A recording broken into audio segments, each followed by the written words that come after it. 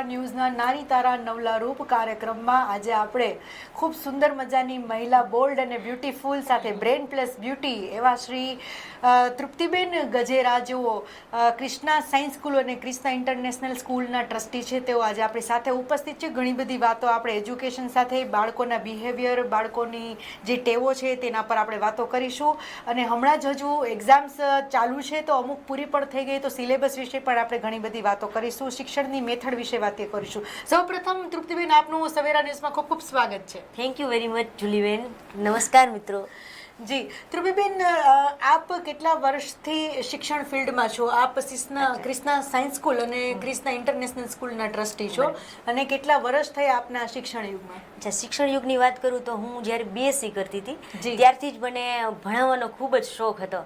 એટલે નાના નાના બાળકોને ભણાવવાનું ત્યારથી ચાલુ છે, પણ સ્કૂલ સાથે હું 17 વર્ષથી જોડાયેલી છું અને મારી સેવા આપી રહી છું. ખૂબ સરસ. હાલનું જે એજ્યુકેશન ને મેથડ છે, સિલેબસ અને બાળકોનું ભણવાનું આધુનિક થઈ ગયું છે, ડિજિટલ દિવસે દિવસે થતું જાય છે. પહેલાંના સિલેબસમાં ને અત્યારના સિલેબસમાં શું ફેર છે? મેઇન વાત આપણે જોઈએ તો પહેલાંનો સિલેબસ છે એ જ અત્યારનો સિલેબસ છે, પણ અત્યારે બધું ડિજિટલાઇઝેશન થઈ ગયું છે. બાળકો ઓનલાઈન શિક્ષણ લેતા થઈ ગયા છે. ઉપરાંત જુદા જુદા એ લોકોના સબ્જેક્ટ હોય એની સીડી, ડીવીડી વગેરે ઉપલબ્ધ છે. અને મારી દ્રષ્ટિએ જોઈએ તો આ મારા 17 વર્ષના અનુભવથી એટલું કહું તો બાળકો થોડા આળસુ બની ગયા છે આ નવી સિસ્ટમથી. બિલકુલ. કૃષ્ણાબેન, આપની સ્કૂલ અને બીજી કોઈ સ્કૂલ હોય, ક્રિષ્ના ઇન્ટરનેશનલ સ્કૂલ છે, ક્રિષ્ના સ્કૂલ છે, એના અલાવા બીજી સ્કૂલ કરતાં કેવી રીતે અલગ પડે છે? મેઇન વાત તો કહું તો અમારી સ્કૂલમાં ફક્ત બુકીસ નોલેજ એટલે કે પુસ્તકીય જ્ઞાનને જ મહત્ત્વ આપવામાં આવતું નથી. મેઇનલી અમે બાળકોનો સર્વાંગી વિકાસ થાય એટલે કે ઓવરઓલ ડેવલપમેન્ટ થાય એ પ્રકારનું શિક્ષણ આપીએ છીએ. અને આ જો ઉત્તર એક્ટિવિટીની વાત આવે તો કઈ કઈ પ્રકારની એક્ટિવિટીઝ બાળકોના માનસિક અને શારીરિક વિકાસ માટે થતી હોય છે? બાળકોના માનસિક વિકાસની સાથે શારીરિક વિકાસ પણ એટલો જ જરૂરી છે. એ માટે અમે બાળકોને યોગા, મેડિટેશન કરાવીએ છીએ. ઉપરાંત વિવિધ ગેમ રમાડીએ છીએ. સ્કેટિંગ, જુડો, કરાટે એ બી કરાવીએ છીએ. અને મેન્ટલી સ્ટેબલ રહે માટે એ લોકોને music, dance, art and craft એ બધી એક્ટિવિટી કરાવીએ છીએ. આજકાલ એવું નથી થતું ક્રિષ્ના મેડમ કે સિલેબસ એટલા બધા હાર્ડ આવતા હોય છે કે ટીચરોને પહેલાં કોર્સ કરવા પડે પછી તે બાળકોને ભણાવી શકે? તમારી વાત સાથે હું બિલકુલ સહેમત છું. હાલમાં જ આપણે વાત કરીએ તો ગુજરાત ગવર્મેન્ટે ગુજરાત બોર્ડમાં એનસીઆરટીનો સિલેબસ ઉમેર્યો છે.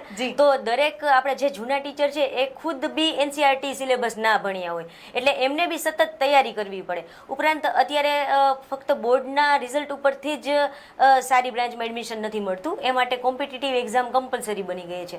તો એમાં નીટ છે, JEEની એક્ઝામ છે, તો આ બધી એક્ઝામ છે એ બી NTA કન્ડક્ટ કરે છે અને એમાં બી એનસીઆરટીનો સિલેબસ હોય છે. તો આ સિલેબસ છે એ સૌપ્રથમ ટીચર્સે તૈયાર કરવો ખૂબ જરૂરી છે, તો જ એ બાળકોને એ પ્રમાણે સારી રીતના ભણાવી શકે.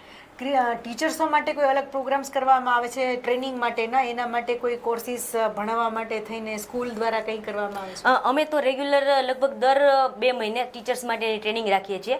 એ માટે અમે વિવિધ જે મેટ્રો સિટી હોય ત્યાંના એક્સપર્ટ ટીચર્સ હોય, મોટિવેશનલ સ્પીકર હોય, કારણ કે ક્લાસરૂમ કંટ્રોલ બી જરૂરી છે. ઉપરાંત બાળકોને પ્રેક્ટિકલ નોલેજ આપવું એટલે કે એ લોકોને સાયન્સ કે SS કે એવા જે સબ્જેક્ટ છે એને પ્રેક્ટિકલી ભણાવવા એ ખૂબ જરૂરી હોય છે. એટલે આ માટે અમે વર્ષમાં 6 થી 7 વખત ટીચર્સ માટેની ટ્રેનિંગનું અરેન્જમેન્ટ કરીએ છીએ. ફેકલ્ટીઝ કેવા આવતા હોય છે ટ્રેનિંગ દરમિયાન? ફેકલ્ટીઝ લગભગ તમે માનો ને તો સારી સારી યુનિવર્સિટીના જે એક્સપર્ટ હોય, ઉપરાંત એજ્યુકેશનમાં જેને માસ્ટર કરેલું હોય, ખાસ તો બાળકોની સાયકોલોજી જે સમજતા હોય એવા એક્સપર્ટને અમે લાવીએ છીએ, જેથી કરીને સ્ટુડન્ટ અને ટીચર્સ એ બંને વચ્ચેનો કોમ્યુનિકેશન છે એ હેલ્ધી રહે.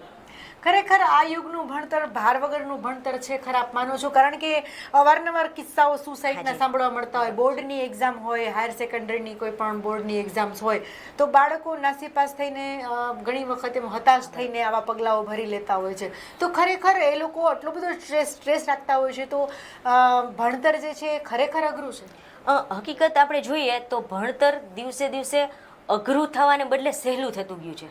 અચ્છા, તો કેમ આવા કિસ્સાઓ સામે? અચ્છા, હવે પહેલા આજથી અમુક વર્ષો પહેલા એવું હતું, ધારો કે આપણે સાયન્સની વાત કરીએ તો બાળકોને ફિઝિક્સ, કેમેસ્ટ્રી, મેથ્સ અને બાયોલોજી ચારેય સબ્જેક્ટ ભણવાના હતા. ઉપરાંત એ દરમિયાન જ્યારે બોર્ડની એક્ઝામ હોય ત્યારે એકેય દિવસની રજા બી નહોતી, હોલિડે ના હતી, તો બી બધા રેગ્યુલર એક્ઝામ આપતા હતા. આટલી ફેસિલિટી બી નહોતી, એ લોકોને ટ્યુશન બી નહોતા, ઉપરાંત કોઈ ડાયજેસ્ટ કે એવું બી નહોતું, તો બી બહુ સારી રીતના એક્ઝામ આપતા હતા. હવે અત્યારનું આપણે જોઈએ તો પહેલા તો સાયન્સ લેવાનું હોય તો એ લોકોને પહેલેથી ભાગ પાડી દીધા કે ભાઈ તમારે ડોક્ટર બનવું હોય તો બાયોલોજી લેવાનું, એન્જિનિયરિંગમાં જવું હોય તો મેથ્સ લેવાનું, એટલે સબ્જેક્ટ ઘટાડ્યા. ઉપરાંત અત્યારે એનું સબ્જેક્ટ રિલેટેડ મટીરિયલ બી વધારે આવે છે. ઉપરાંત ઓનલાઈન બી ગૂગલમાંથી બી સર્ચ કરો તો તમને કાંઈ બી મળી શકે છે, એ બી એક સારી ફેસિલિટી છે. પણ સાચી વાત કરું ને તો અત્યારે આ નાસીપાસ થવું કે બાળકો સુસાઇડ તરફ જતા હોય એનું મેઇન રીઝન એ લોકો પાસેથી એમના પેરેન્ટ્સની એક્સપેક્ટેશન વધુ છે. પેરેન્ટ્સ છે એ હજી બાળક ઉગીને ઊભા થતા હોય એટલે કે હજી પ્રેપમાં હોય તે દિવસથી જ નક્કી કરી લે છે કે હું મારા બાળકને ડોક્ટર બનાવીશ, એન્જિનિયર બનાવીશ, CA બનાવીશ. હકીકતમાં બાળકને પેલા ડેવલપ થવા દો, એને શેમાં ઇન્ટરેસ્ટ છે એ તમે જુઓ. અને બાળક જ્યારે નાનું હોય અને જ્યારે કોઈ પણ સ્ટાન્ડર્ડમાં એ આવે એટલે પ્રવેશે ત્યારથી એને ડે ટુ ડે નું વર્ક કરવાની ટેવ પાડવી જોઈએ. હકીકતમાં પેરેન્ટ્સ એવું કરતા હોય કે જ્યારે એક્ઝામ નજીક આવે ત્યારે એ બાળકોને ફોર્સફુલી કહેતા હોય કે હવે તમે ભણો, હવે તમારે આટલા માર્ક્સ લઈ આવવાના જ છે. ઉપરાંત બીજા સ્ટુડન્ટ હોય, બીજા બાળકો હોય એની સાથે સતત કમ્પેરિઝન કરે. બિલકુલ. હકીકતમાં પેરેન્ટ્સે પોતાના બાળકની બીજા સાથે કમ્પેરિઝન ન કરવી જોઈએ. પોતાના બાળકને ધારો કે એક વખત ટેસ્ટમાં 25માંથી 20 માર્ક આવ્યા છે, 18 આવ્યા છે, તો નેક્સ્ટમાં એ 18માંથી 20 કરે, 22 કરે, એમ પોતાના બાળકને પોતાની સાથે કમ્પેરિઝન કરાવો, બીજા સાથે ન કરાવો. તો આ સ્ટ્રેસ બી ના આવે અને બાળક બી નાસીપાસ ના થાય. આની પાછળ મજબૂત જો જવાબદાર કારણ બી ગણી શકાય તો આજકાલ વર્કિંગ વુમન બી હોય છે, પેરેન્ટ્સ બંને વર્ક કરતા હોય એટલે બાળકને જે પ્રેમને જે વાતાવરણ મળવું જોઈએ, ટાઈમિંગ મળવું જોઈએ, મળતો નથી હોતો. અને ક્લાસીસમાં વધારે સમય કાઢતા હોય અથવા તો એને કોઈ ગાઈડન્સ દેવા વાળું ન હોય. પ્લસ સોશિયલ મીડિયા ક્યાંક ને ક્યાંક જવાબદાર હોય, મોબાઈલ જવાબદાર હોય, ટીવી જવાબદાર હોય, તો કે એની બાળકો પર વધારે પડતી અસર હોય એના કારણે બી આ એક જે કારણ છે હોઈ શકે.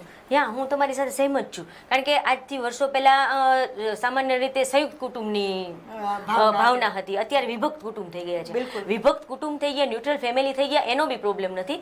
તમે કીધું એમ મમ્મી પપ્પા બે જોબ કરતા હોય અને અથવા ધારો કે મમ્મી જોબ નથી કરતા હોતા તો પણ એ લોકો કીટી પાર્ટી કે ટીવીની સિરિયલ કે શોપિંગમાં બી એટલા થોડા વધારે બિઝી હોય છે તો એ બાળકોને એટલો ટાઈમ નથી આપી શકતા હોતા. હકીકતમાં બાળકોને ક્લાસીસ, સ્કૂલ એના કરતાં વધારે પોતાના પેરેન્ટ્સની કે દાદા દાદીની લાગણી અને હૂંફની જરૂર હોય છે. બિલકુલ. જો નાનપણથી જ બાળકોને એ લાગણી અને એ હૂંફ આપવામાં આવે, થોડા બાળકોને પોતાની જવાબદારી લેતા શીખે, રિસ્પોન્સિબલ બાળક બને, તો આ પ્રકારના સમસ્યા ન આવે એવું મારું માનવું છે. અને સોશિયલ મીડિયાની વાત કરું તો સોશિયલ મીડિયા છે એ હકીકતમાં એક અત્યારના જમાનામાં જોઈએ તો બહુ મોટું દૂષણ છે. કારણ કે આજે આ મોબાઈલ, ટીવી કે કોમ્પ્યુટર કે XYZ આપણે લઈએ તો બાળકો હકીકતમાં એ બધી ગેજેટને વાપરવા માટે મેચ્યોર નથી હોતા, એટલે એ એનો મિસયુઝ કરે છે. આ ગેજેટનો શોધ તો સારા માટે કરવામાં આવી છે, પણ બાળકો એટલા મેચ્યોર નથી હોતા, એને લીધે બાળકોનો ટાઈમ બગડે છે. ઉપરાંત મેં તો એક એવું બી જોયું છે કે આજે અમારી સામે 500 બાળક બેઠા હોય અને કોઈ સેમિનાર કે કાંઈ હોય તો એમાંથી 350 થી 400 બાળકને ચશ્મા હોય છે, નંબરવાળા ચશ્મા હોય છે. તો એનું રીઝન શું? તો એનું રીઝન મેઇન એ જ છે કે એ લોકો સ્ક્રીન વધારે યુઝ કરે છે. રાઈટ. એટલે એને લીધે આ પણ એક બહુ વિચારવા જેવી વાત છે. શારીરિક ખામીની વાત કરીએ પછી એમનામાં જે ઇતર પ્રવૃત્તિ કરવાની ભાવના પણ અત્યારે જોવા મળતી નથી, ખેલદિલીની ભાવના જોવા નથી મળતી. તો સ્પોર્ટ્સમાં બી એમનું સ્તર બીજા બાળકો બીજા સ્ટેટ કરતાં ઓછું ગુજરાતમાં જોવા મળતું હોય છે. આના કમ્પેરેટિવલી આપણી ક્રિષ્ના સ્કૂલ છે એ શું પ્રયાસ કરે છે બાળકોમાં સિંચન કરવા માટે કે અલગ જ પ્રકારની એનામાં ખેલદિલી હોય છે, આત્મવિશ્વાસ હોવો જોઈએ? કે ખેલ, કસરત આ પણ એક એનો સ્ટુડન્ટ્સનો માનસિક અને શારીરિક ઉછેરનો એક ભાગ છે. બિલકુલ. કોઈ પણ બાળક જો પહેલા શારીરિક રીતે સક્ષમ નહીં હોય તો એ રિઝલ્ટ ક્યારેય સારું આપી જ ના શકે.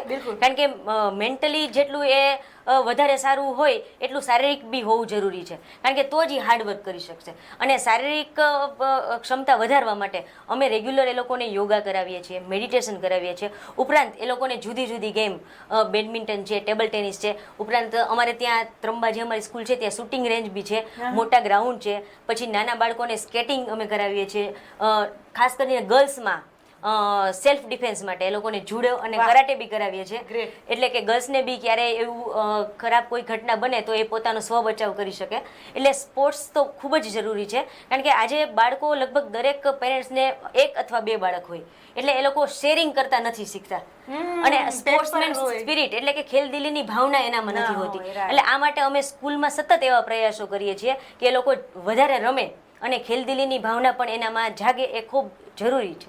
બીજું કે બંને પેરેન્ટ્સ જ્યારે વર્ક કરતા હોય તો એમનામાં જે આપણે બાળકો જે નાસ્તો લાવતા હોય, જેવા કહેવાય ને કે જેવા આહાર એવા વિચાર, તો બાળકો આજકાલ જંક ફૂડ ખાતા હોય તો આ એક પણ કારણ છે કે એ તેમના માનસને ક્યાંક ને ક્યાંક ડિમોરલાઇઝ કરતા હોય, અથવા આત્મવિશ્વાસ ખૂટી જતો હોય, અથવા તો એ બીમાર રહેતા હોય, શારીરિક રીતે સશક્ત હોવા જોઈએ તેટલા ના હોય.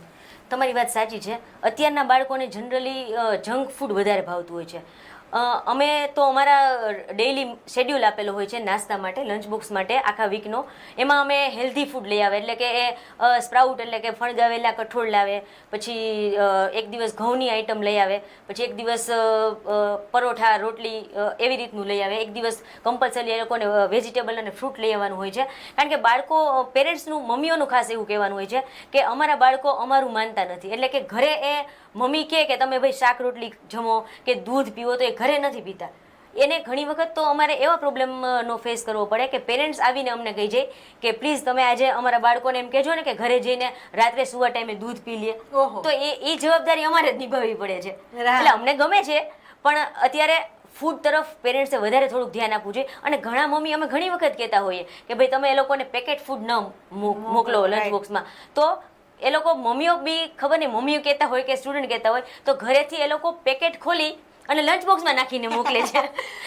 એટલે પછી બાળકો તો નાના છે, એટલે અમે એને કહીએ કે બેટા આ તો પેકેટ ફૂડ છે, તો કે મમ્મીએ કીધું કે સ્કૂલે તમને ના પાડે છે ને એટલે આપણે પેકેટ ખોલીને અંદર નાખી દઈએ.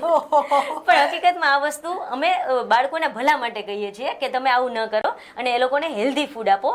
જો હેલ્ધી ફૂડ હશે તો એ શારીરિક બી સક્ષમ બનશે અને મેન્ટલી બી એમનું બિહેવિયર ને બધું સારું થશે. ખાસ વાત કરીએ બાળકોના વિકાસ માટે ઇતર પ્રવૃત્તિની વાત કરી. હવે એજ્યુકેશન તરફ વળીએ તો એટલું બધું મોંઘું થતું જાય છે કે હમણાં જ સરકારનો કાયદા મુજબ 25,000 ફી માટેની જે વાત હતી, પ્લસ RTEનો કાયદાની વાત કરીએ તો એમાં કેટલી આપણી ક્રિસ્તા સ્કૂલ છે સક્ષમ છે, ફીના સ્તર કેવા હોય છે, પ્લસ ટીચરો સારા હોય, ફેકલ્ટી સારા આવે બાળકોને ભણાવવા માટે, તો એના પગાર ધોરણ બી કેવા હોય છે. તો એ સારી એક આપણે એકદમ હેલ્ધી ચર્ચા કરીશું એના પર, કેમ કે હમણાં જ તમે જોયું હશે કે એક સરકારે જે રીતે નિયમ બહાર પાડ્યો કે કોઈ પણ વર્ષની ફી ગમે તેવી પ્રાઇવેટ સ્કૂલો હશે કે ગમે તેવું એનું ઊંચું સ્ટાન્ડર્ડ 25,000થી વધારે નહીં જ લઈ શકે. તો તમે કેટલા સહમત છો? સરકારશ્રીની બાબતમાં હું કમ્પ્લીટલી સહેમત નથી, એટલા માટે કે કોઈ પણ સ્કૂલ હોય તો તેનું ફીનું ધોરણ છે એ એના ઇન્ફ્રાસ્ટ્રક્ચર, પછી એમના ટીચર્સ કેવા છે, ક્વોલિટીવાળા ટીચર્સ છે, પછી એ બીજી કો કરિક્યુલર એક્ટિવિટી કેટલી કરાવે છે, ઉપરાંત બીજી ફેસિલિટી AC ક્લાસ હોય કે ROનું પાણી હોય, બધું જે સારી વસ્તુ છે એ બધા માટે ઓનલી 25,000માં મેટ્રો સિટી જે હોય, રાજકોટ જેવું સિટી હોય ત્યાં એ પોસિબલ નથી. એટલે એમાં થોડી બાંધછોડ કરવી જરૂરી છે, પણ એવું બી નથી કે એનાથી ડબલ કે 3 ગણી ફી લેવી. એટલે ફીનું એક ધોરણ નક્કી હોવું જોઈએ, કારણ કે પ્રાઇમરી એજ્યુકેશન છે એ બધાને સુલભ રીતના અને સારી રીતના મળવું જરૂરી છે. આજકાલ તો સિટી બસથી લઈ યુનિફોર્મના કપડાથી લઈ સ્કૂલ જ નક્કી કરતું હોય છે, શૂઝથી લઈ બાળકોના સોક્સથી લઈ સ્વેટરથી લઈ શિયાળામાં, તો દરેક વસ્તુ સ્કૂલનું જ્યાં પેલું હોય એમની પોતાની વ્યવસ્થા ત્યાંથી જ બાળકોએ કલેક્ટ કરવાનું હોય છે. તો એ બધા ખર્ચાઓ બી આની અંદર આવી જતા હોય છે કે એક્સ્ટ્રામાં હોતા હોય છે? હવે મેઇન વસ્તુ કહીએ તો સ્કૂલ બેગ છે, પછી એ લોકોની કોમ્યુનિકેટર ડાયરી છે, આઈ કાર્ડ છે, એ અમે સ્કૂલ તરફથી જ પ્રોવાઈડ કરીએ છીએ. ઉપરાંત એને સ્ટડી મટીરિયલ હોય એ બી સ્કૂલ દ્વારા જ આપવામાં આવે છે.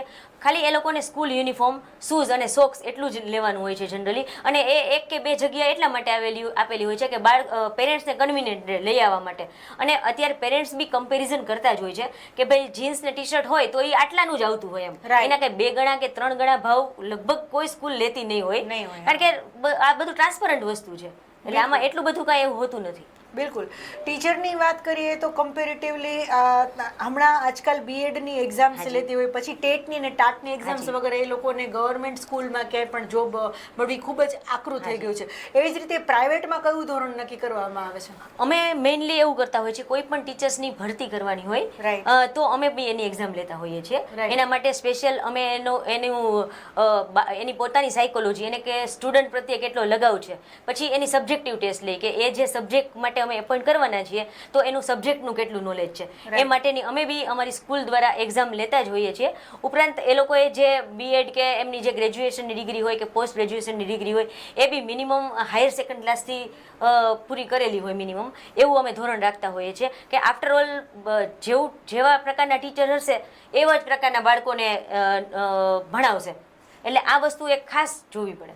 બિલકુલ. આજની એજ્યુકેશન સિસ્ટમમાં શું ખૂટે છે એવું આપને લાગે છે? આજની એજ્યુકેશન સિસ્ટમમાં જે દર 2-4 વર્ષે ફેરફાર લઈ આવે છે ગવર્મેન્ટ, એ બહુ જોઈએ તો એ સારી વસ્તુ નથી. કારણ કે હું તમને એક બહુ સામાન્ય દાખલો આપું કે ભાઈ લાસ્ટ યરથી ગવર્મેન્ટે સીધો એનસીઆરટીનો સિલેબસ ગુજરાત બોર્ડમાં લાવવામાં આવ્યો. તો ગુજરાત બોર્ડનામાં જે 5th 6thમાં જે સ્ટુડન્ટ ભણતા હતા અને એ લોકો મેથ્સની જે ટેક્સ્ટ બુક ભણતા હતા એમાં એ લોકોને અમુક ચેપ્ટર આવતા હતા. હવે એ એનસીઆરટીનો સિલેબસ આવી ગયો તો 5thના સ્ટાન્ડર્ડમાં ધારો કે એ લોકોને વિસ્તરણ નામનું ચેપ્ટર આવતું હતું અને 6thમાં એ લોકોને અવયવ આવતું હતું. તો વિસ્તરણ જો એને આવડતું હોય તો જ એને 6thમાં અવયવ આવે. હવે 6thમાં નવો સિલેબસ આવી ગયો તો એમાં ઓલરેડી વિસ્તરણ નામનું ચેપ્ટર જ નથી અને સીધું અવયવ આવી ગયું તો એ કેવી રીતના કરશે? એટલે ક્રમશઃ ટેક્સ્ટ બુક ને એ બધા ચેન્જીસ ગવર્મેન્ટે લઈ આવવા જોઈએ, એ બહુ જરૂરી છે. વાત કરીએ કે બાળકોને સ્કૂલમાં તો 5 થી 6 કલાક ભણાવતા જ હોય છે શિક્ષકો. એ પછી ઘરે આવે તો પણ જે પેરેન્ટ્સ છે એમને પ્રાઇવેટ ટ્યુશનમાં મોકલાવતા હોય છે. તો આ કેટલું જરૂરી લાગે છે કે આખો દિવસ બાળકોને એમ નથી થતું કે બંધાઈ જાય છે તો ક્યારે એને અલગ પુસ્તકો વાંચવાનો ટાઈમ મળતો હશે, રમવાનો ટાઈમ મળતો હશે, અથવા તો એમના પેરેન્ટ્સ સાથે શેર કરવા માટેનો ટાઈમ મળતો હશે? આ શું ખૂબ જરૂરી છે? પ્રાઇવેટ ટ્યુશન આપણે જે કહીએ છીએ ક્લાસીસ, એ કેટલા જરૂરી છે? આમ આપણે જનરલી જોઈએ તો ટ્યુશન ક્લાસ કે પ્રાઇવેટ ક્લાસની કોઈ જરૂર હોતી નથી, પણ અત્યારે જનરલી પેરેન્ટ્સ છે એનું એક્સપેક્ટેશન એવું હોય છે કે એ બાળકોને ભણાવે છે માર્કશીટ માટે, એ નોલેજ માટે નથી ભણાવતા. માર્કશીટ ઓરિએન્ટેડ ટીચિંગ થઈ ગયું છે, એજ્યુકેશન થઈ ગયું છે. હકીકતમાં એજ્યુકેશન છે એ નોલેજ માટે હોવું જોઈએ. જો નોલેજ માટે નો આપણો એમ હોય ભણાવવા માટેનો તો કોઈ ટ્યુશનની જરૂર નથી હોતી. ઉપરાંત અત્યારે ઘણી વખત મમ્મી પપ્પા બે જોબ કરતા હોય તો બાળકને 2-3 કલાક ક્યાં સાચવવું એ બી પ્રશ્ન હોય છે. એટલે હોમવર્ક ને એવું ઘરે જે કરવાનું હોય એ વર્ક માટે પણ ઘણા પેરેન્ટ્સ છે એ ટ્યુશન ક્લાસીસ જોઈન કરાવી દેતા હોય છે. એટલે આમ જોઈએ તો આ બાળક ઉપર એક અત્યાચાર જ કહી શકાય. રાઈટ. પણ એ કરતા હોય છે. બિલકુલ. તૃપ્તિ મેડમ, જો બાળકની વાત કરીએ, એની માતાની વાત કરીએ, વિભક્ત કુટુંબની વાત કરીએ, સંયુક્ત કુટુંબની, પિતાની જવાબદારી કેટલી? કેમ કે પિતા ક્યારેક જવાબદારીમાંથી છટકબારી કરતા હોય એવું મને સમાજમાં અવારનવાર જોવા મળે છે. કેમ કે માતા છે કિચનમાંથી વડીલોની સેવા કરવાથી, રસોઈમાંથી, વર્કિંગ વુમન પણ હોય તો એ પણ એને સાચવવાનું હોય, બાળકની પણ પ્રી તૈયારી એને કરવી પડે બીજા દિવસે સ્કૂલે મોકલવા માટેની. તો પિતા પાસે બી એટલો ટાઈમ નથી હોતો કે રાત્રે ઘરે આવ્યા પછી બી 1-1.5 કલાક એના બાળક પાસે બેસી આખા દિવસનું પૂછે.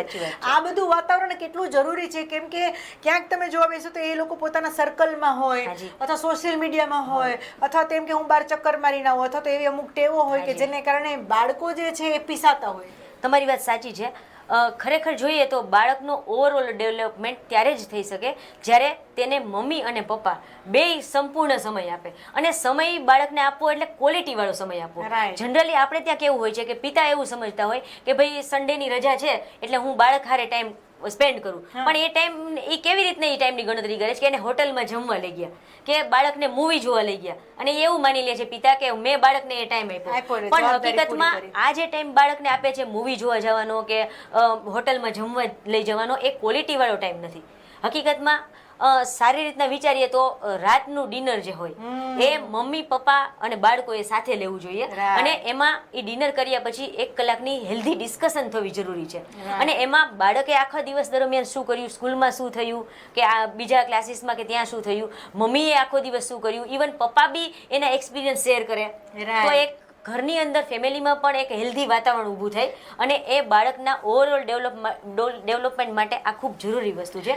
ક્યાંક એવું બને કે ટીનેજ થતા થતા બાળક સ્વતંત્ર બની ગયું હોય, કેમ કે પેરેન્ટ્સને ટાઈમ ન હોય, ઘરનું વાતાવરણ મળ્યું ન હોય, એટલે એમને જે બહાર એમની સાથે બનતું હોય, એના ફ્રેન્ડ્સ સાથે સર્કલ કેવું છે કેવું નહીં, અમુક સમય પછી એનો વધારે પડતો એમનો પેલો જે છે બહાર આવે કે ભાઈ એમનો છોકરા હાથમાં ના હોય, છોકરા છોકરો એવું લાગતું હોય, પીજીમાં રહેતા હોય છોકરા, ખાસ કરીને એની સાથે એવું થતું હોય છે.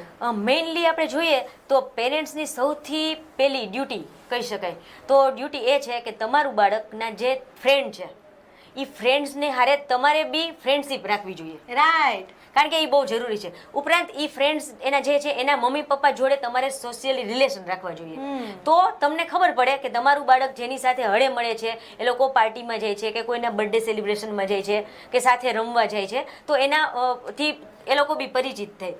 અને પીજીમાં રહેતા બાળકો હોય તો એ જનરલી 10th પછીના બાળકો હોય છે. 10th સુધી તો જનરલી પેરેન્ટ્સ જોડે જ રહેતા હોય છે, પણ બાળકો સાથે સતત કોન્ટેક્ટમાં રહેવું બહુ જરૂરી છે અને બાળકોની દરેક ગતિવિધિ ઉપર ધ્યાન રાખવું ખૂબ જરૂરી છે. કારણ કે આજે સોશિયલ મીડિયા ઉપરાંત સાયબર ક્રાઇમ બી વધી ગયા છે અને આ બધા ક્રાઇમ માટે બાળકોની એજ ટીનેજ હોવાથી એને આવું બધું કરવા માટે જલ્દી દોરવાઈ જતા હોય છે. કારણ કે આ પૈસા કમાવા માટે કે એના માટે આ ઈઝી રસ્તા હોય છે અને આવા રસ્તા એ પકડી લેતા હોય છે.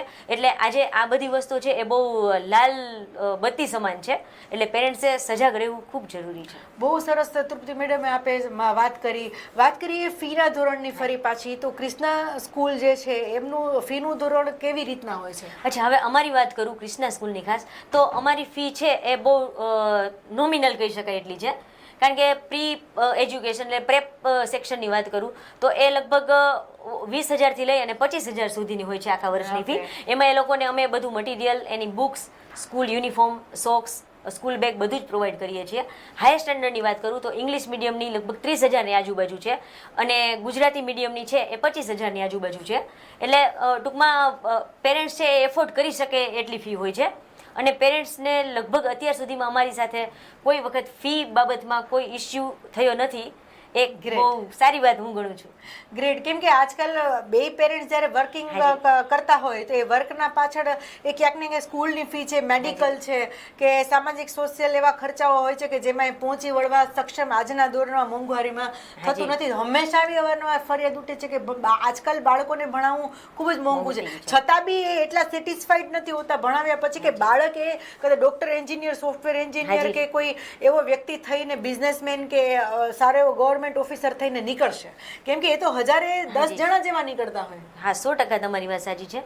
હવે આપણે એજ્યુકેશન એટલે કે ભણતરને અને અર્નિંગને એક સાથે ન જોડી શકીએ. એટલા માટે એવું જરૂરી નથી હોતું કે કોઈ પણ સારા મોટા ડોક્ટર કે એન્જિનિયર થઈ ગયા એને લઈને એ જે ભણ્યા છે કે એની પાછળ જે ખર્ચ થયો છે એ વસૂલ કરવું. કારણ કે ભણતરમાં ક્યારેય વસૂલ કરવાની ભાવના ના હોય. કારણ કે આપણે ભણતરને પહેલેથી એક નોલેજ માટે લઈએ છીએ. એટલે એ વસ્તુ થોડી આપણે વિચારવી જોઈએ. હકીકતમાં એવું છે કે પેરેન્ટ્સને સ્કૂલ ફી કરતા વધારે બધા લેવલના બાળકો સાથે ભણતા હોય એટલે એ બીજી અન્ય વસ્તુઓ જે બાળકો લઈ આવતા હોય કે ભાઈ ધારો કે XYZ બાળક છે એને એની બર્થડે પાર્ટી 5 સ્ટાર હોટલમાં આપી એટલે હવે અમારું બાળક બી એમ કે છે કે મારે ત્યાં આપવી છે. પછી અમુક બાળક છે એ લાસ્ટ ટાઈમમાં આ મૂવી જોઈ આવ્યા એટલે અમારે આ મૂવી જોવા જવું છે. એટલે આવા બધા ખર્ચા વધી જતા હોય છે. એને લીધે એજ્યુકેશન વધારે મોંઘું લાગે છે. બાકી સ્કૂલ ફી જ ખાલી એટલી બધી નથી હોતી કે એને લીધે પેરેન્ટ્સે સફર કરવું પડે. બહુ સરસ તૃપ્તિ મેડમ આપે આજે એટલી સરસ વાતો કરી, આનંદ આવી ગયો અને અમારા દર્શક મિત્રો પણ ખુશ થઈ ગયા હશે. સિસ્ટમ અને એજ્યુકેશન અને ખાસ એમને બી આજ ખ્યાલ આવ્યો હશે કે બાળકો સાથેનું એમનું ટ્યુનિંગ, એમને સમય આપવો એ ખાસ જરૂરી છે. બાળકોને બને એટલા મોબાઈલથી કે ટીવીથી થોડા દૂર રાખી શકે તેવા પ્રયત્ન કરવા જોઈએ. વધુમાં વધુ સમય સાથે ગાળે એવા બી પ્રયત્ન કરવા જોઈએ. તો સાથે સાથે જે શેરિંગની ભાવના આપે કહી એ બી એમને કરવી જોઈએ. ફૂડની હેબિટની વાત કરી, ઘણી બધી સરસ આપણે વાતો કરી, સાયબર ક્રાઇમની વાતો કરી અને સેલ્ફ ડિફેન્સની છોકરીઓ માટેની વાત કરી. ઓલમોસ્ટ અમારા દર્શક મિત્રોને આજે ઘણી બધી માહિતી મળી હશે કે આજકાલ બાળકો કઈ રીતે ભણે છે, કેવું એજ્યુકેશન હોવું જોઈએ, કેટલી એને પણ કેટલી મહેનત અને જવાબદારી પાછળ લેવી જોઈએ. માત્ર ટીચર કે ગુરુની જ જવાબદારી નથી હોતી, મહદઅંશે પેરેન્ટ્સે પણ એટલા જ જવાબદાર હોય છે પોતાના બાળકના ઘડતર માટે અને ભવિષ્ય માટે.